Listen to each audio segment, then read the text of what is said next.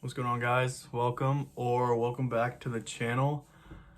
Sorry for that camera shake there. I guess my tripod's being a little bit flimsy. Anyways, appreciate you being here. Hope you're having a great day. Doing a book haul today. I have ordered over the past month or so. I've ordered 11 books maybe. And they're all just pretentious as hell, so let's get into them. I'll probably split this up into two videos because I want to take my time and talk about why I bought each book. And if I had 11 books to cover, it'd be a 40-minute video. I don't really want to do that, so we'll start off with the first half of them. These are sort of the more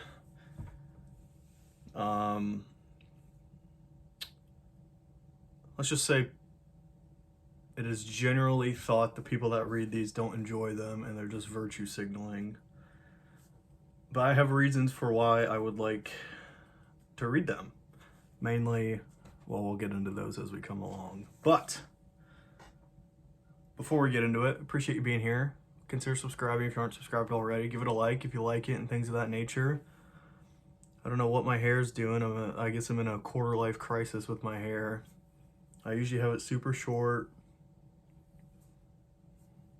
That does not look good. Whatever. Who cares about the hair? Let's talk about the books. First off,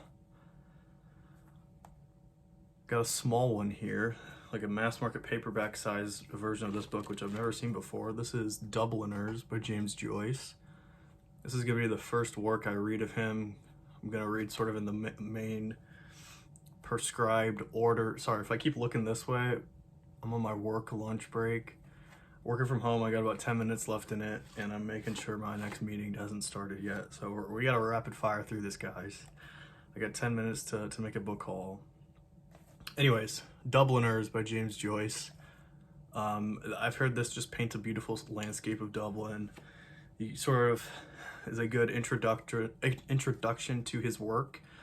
I have a portrait of an artist as a young man. I have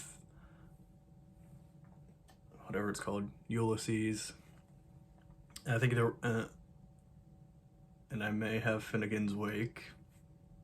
Spoilers. But yeah, I think I'll start off with Dubliners. It's his least daunting novel. Language is the easiest of all of his to understand, I've been told, and sort of work my way in through there. I don't know how long this Joyce project will take. I'll probably just read them when I want to read Joyce. So yeah, we'll probably start with Dubliners, go to Portrait, maybe take a break, then read Ulysses, maybe take like a decade break, and then read Finnegan's Wake and contemplate the rest of my life. That's sort of what I got going on right now with my James Joyce brigade. Speaking of which, I got this weird copy of Finnegan's Wake. The cover is not supposed to be like that. It is like perfectly sliced. I don't know what happened to it. It is dead straight. But it was $4. So whatever. It's a Penguin edition. Finnegan's Wake. Yeah, if you don't know about this book, I don't think anyone that's ever read it knows anything about it either. I don't really know what it's about. I don't think anyone does either. I think like some just like statistics about the book or interesting facts. It has like over 60 languages in it. There are a plethora of just made up words. It's sort of stream of consciousness-esque. The novel starts in the middle of a sentence and ends in the middle of that same sentence. So it's sort of a perfectly cyclical book. I am hesitant to call it a story because I don't think it's really a story. Yeah, this is going to be painful to read, and I don't know if I ever will, but I wanted a copy of it just because. $5, I'm basically losing money by not buying it, although it is a bummer that the cover is sheared off. Finnegan's Wake by James Joyce. At least with like Ulysses, there's a story involved. I don't even know if there's a story involved with Finnegan's Wake, so we'll have to see. Anywho, jiggle my mouse real quick. Moving along, I have up next Sophocles the First, his plays. You have Oedipus the King, Oedipus at Colonus, and Antigone. I bought this for Antigone. I've heard this is a great play, a great Greek tragedy, so to speak, and I need to up my poetry game. I have, obviously now this, Sophocles. I got some plays by Anton Chekhov, Shakespeare. I think that's it. Yeah. I'll read these, and then my girlfriend and I are going to see a couple plays this year as well. So we loved a well-versed king when it comes to plays, and that's what I'm trying to be. So in time, I'll read these plays. I'll probably start with Antigone just because that's the reason why I bought this book. And yeah, you would never know that this one is a used book. Yeah, I guess disclaimer, all these books are used from thrift books, one's from eBay. That's just the way I roll. Yeah, Sophocles the First, or Sophocles One. I don't know. Maybe I'm not the intended target audience for that author or that writer yet, I guess as they were called. Alrighty. Speaking of pretentious works that have no real plot, Gravity's Rainbow by Thomas Pynchon. This is the one I got off eBay. It's a beautiful Penguin Classics, like teal edition. Penguin 20th Century Classics. I bought this because I'm currently reading, if you saw my weekly reading update, I'm currently reading American Prometheus. And this, I think, is going to be like a video I make in the future after I read Gravity's Rainbow, comparing and contrasting the two books, because they talk about similar topics, but obviously in vastly different ways. So, I'll bring it back. Gravity's Rainbow talks about the creation of the V2 rocket in Germany, and the science that goes behind it and the terror it struck in the London bombings. American Prometheus is nonfiction. This is fiction. Well, elements of fiction and nonfiction, I should say. This is nonfiction biography of J. Robert Oppenheimer and his upbringing and his schooling and his eventual work on the atomic bombs.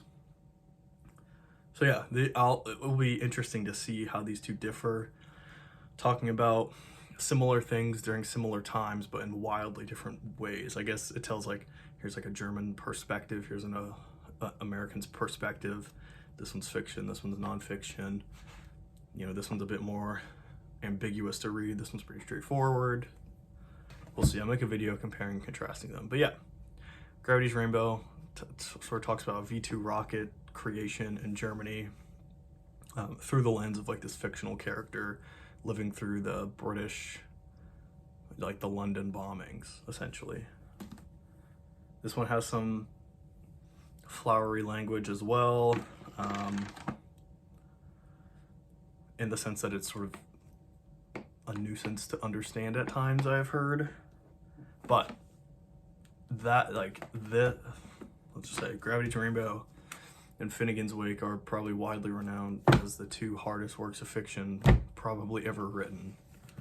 Up there, at least. So I needed them on my shelves because I'm a victim of consumerism. Alright, on that joyful note, let's talk about the next book here. I guess the last one here. We're doing on time. We got time. This is the Penguin Deluxe editions of Anna Karenina by Leo Tolstoy. I have Anna Karenina, just in a different version. I have the Wordsworth Classics edition. It's the mod translation, and I read the first couple of pages of it when I wanted to pick up Anna Karenina, and I just could not get into it. So I have this is the Pavir and Volokhonsky translation, or the PNV as you see online, and I haven't read a Pavir and Volokhonsky novel yet, but of the passages I've read of various Russian authors,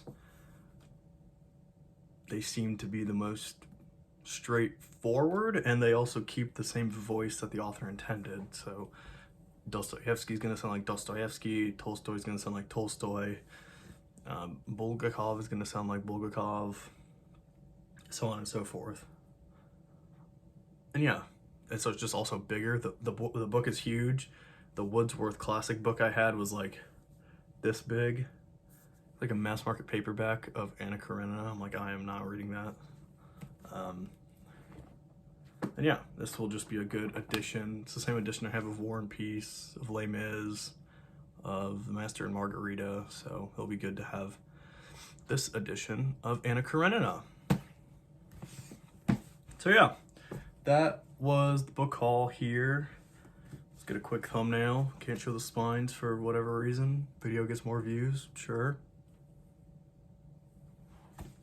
But we got, I guess let's just do it this way. We got Dubliners by James Joyce, Finnegan's Wake by James Joyce, Sophocles the First's plays, Oedipus the King, Oedipus at Colonus, Antigone, Thomas Pynchon's Gravity Rainbow, and Anna Karenina by Leo Tolstoy. Let me know if you've actually read any of these books. I haven't read any of them. First one I'll read is Dubliners, probably soon, maybe even after American Prometheus. But yeah, leave me a comment down below if you've read any of these, what you thought of them. And let me know what the last book you have bought is. Like I said, I got 6 more books to talk about, but I'm running out of time here. I got 1 more minute on my lunch break, so let's wrap this thing up.